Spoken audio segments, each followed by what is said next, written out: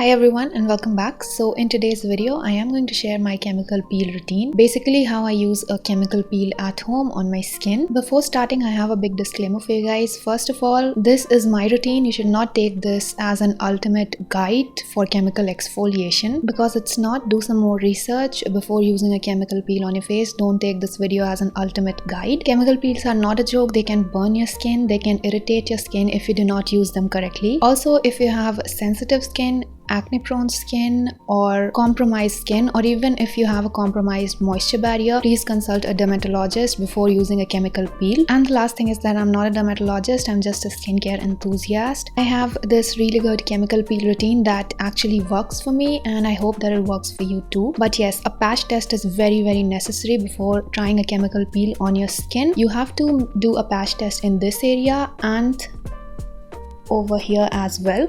So these are the two areas where you have to perform a patch test of the chemical peel before using it all over your face. In case you don't know how to perform a patch test, I have left a guide in the description box, so please check it out. So before applying a chemical peel, you have to make sure that you've removed all the makeup from your face. Your face has to be very clean to apply a chemical peel on it. Even if you don't have any makeup on, just wash your face before using a chemical peel. Since I have makeup on my face, I'm gonna start with removing eye makeup, for which I am using the Bioderma Sensibio H2O Micellaire water.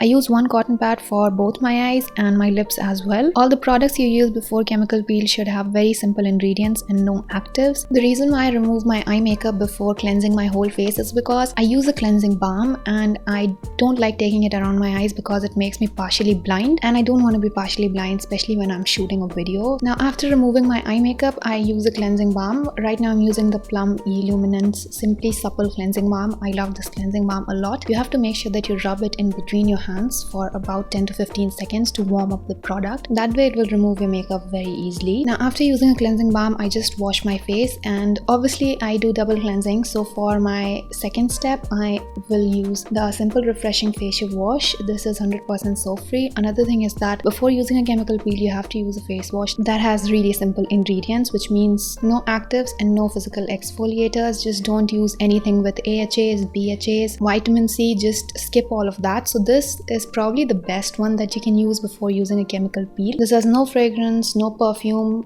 and no color, no harsh chemicals that can upset your skin, no soap, no alcohol, no mineral oil, and basically this has got a very simple formula. You can also use the Cetaphil one, their daily moisturizing facial wash. I am going to link them in the description box. And then you can also use the Dermaco one, their creamy cleanser, not their AHA BHA one. You don't have to use anything like AHA or BHA, use their creamy cleanser. I have linked all the three cleansers in the description box, so please check them out. Once you've washed your face, just pat it dry and then we will be applying the chemical peel. Now before you get into the chemical peel, I'd recommend that you read the directions on how to use this chemical peel or instructions that are available on the packaging. Every chemical peel comes with a set of instructions on how to use it and how long do you have to keep it on your face. I'll recommend keeping it on your face for maximum 10 minutes and not more than that in any case. Next, I am going to give you a mini guide on how to choose a chemical peel for your skin. If you are a beginner, go for a chemical peel that has a lower concentration of acids. For example, this one is from Dot & Key. This is their Hydro Peel Glow Potion. This is the one that I'm using right now. Then Be Minimalist also has one. I used one bottle of that as well. Their AHA, BHA and BHA Exfoliating Peel. That has got 32% acid and this in total has got 12% acid. So this is something that can be good for beginners. I really like it. It does the job for me, so I don't want to go for a chemical peel that has a higher concentration of acid. So this one works really well for me. I totally understand that this may not work for you if you have like really stubborn blackheads and whiteheads, and if you have very oily skin, you can increase the concentration of acid. So I am going to link a couple of chemical peels in the description box that I really love using, but I'm using this one right now and I'm liking it a lot. It comes in this type of packaging. You can see I've already used more than half of this product. You have to make sure that your hands are very clean. Wash your hands and your hands should be dry as well. Now don't use the dropper to drop the chemical peel on your face. Instead of doing that, just take it on your hand and then apply it on your face. That way there is no risk of getting it into the eyes, and you have to also make sure that you don't apply the chemical peel around the eye area and on your lips. So before using a chemical peel, I'll suggest that you use Vaseline on your lips as well as on your under eyes. I do that because my lips are super sensitive and I just can't get even a molecule of this thing on my lips, it stings and it burns.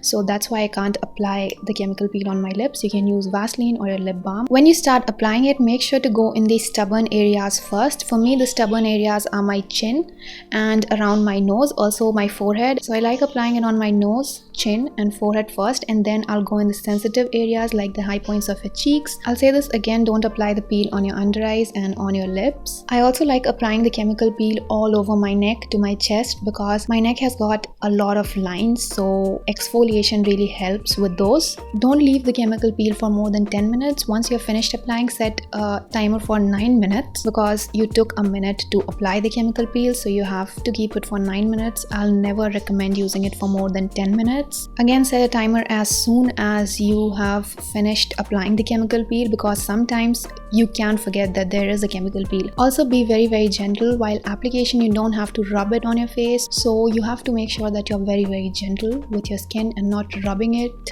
because this is not a physical exfoliator. You should not rub a physical exfoliator on your face as well. But yes, be sure that you're very gentle while using this chemical peel. Use the least amount of pressure. You have to make sure that you apply a nice and thick layer, an even layer basically all over your face. Now, while washing a chemical peel, don't use hot water, don't use extremely cold water. Use water that's at a normal temperature. While washing it, when you're splashing the water, you have to make sure that your eyes are closed. So just close your eyes and splash the water on your face, on your neck, and once you're sure that all of the acid is gone, you can open your eyes and then splash your face. Once the chemical peel is washed, I'll just take a cloth and I'll just pat dry my skin. Again, you don't have to swipe the cloth on your skin or don't rub it because your skin is super sensitive right now. The best thing to do to it is moisturize, and you definitely have to moisturize if you have dry skin or if your moisture barrier gets damaged very often. Again, the moisturizer has to be without any actives, no vitamin C, no AHAs, no BHAs, no retinol, nothing of that sort. So you have to make sure that you're using a moisturizer that has some humectants,